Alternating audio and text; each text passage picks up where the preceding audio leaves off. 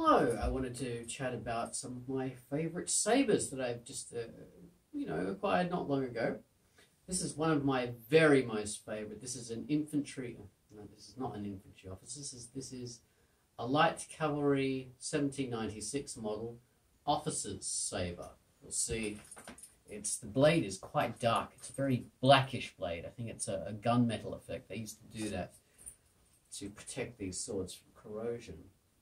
It's you can see that it's an officer's model. It lacks the ears on the back strap there that would go through the hilt. Officers didn't need their swords to be quite as strong as the troopers did. You'll also notice this little tiny semicircular cutout here on the D guard or P guard.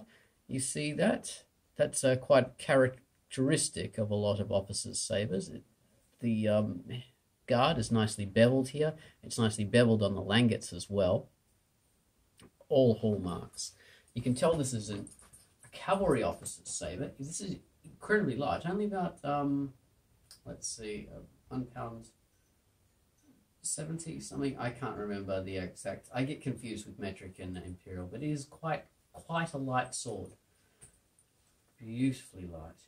But you can tell it's a cavalry sabre and not an infantry sabre, despite the light weight, because of the length. This is, again, I cannot recall all the details, but this is just a bit longer than your normal infantry sabre. Well, here we go. Here's an example.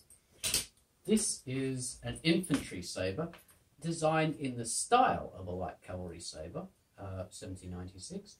And officers would have that because around about 1796, when these new patterns of sword were introduced, infantry ended up with spadroons which weren't so great. They were a bit flexible and not really great swords, not really long enough to do much damage. And sabres were all the rage because they were coming from Eastern Europe, they were nice and new, and they were used by the sexy cavalry, especially hussars.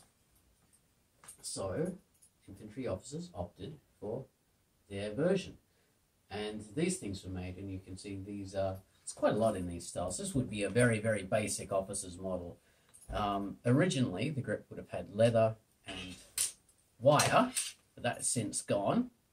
But you'll notice it's brass, whereas the troopers' models, at least, not always officers' models, are made out of steel. No ears on the back strap either.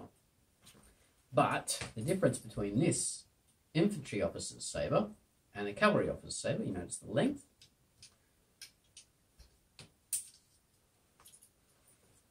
The cavalry officer's sabre is just a little longer, and also the point of balance. Point of balance here is about there, about 5 inches or so. Whereas cavalry officer's sabre balance is about 7 inches, just over 7 inches, which is where you'd expect it to be, to give the cavalry officer a lot more heft and authority for a sword that's it's longer. He needs to have quite a bit of hitting strength. And anyway, this is one of my most favourite blades.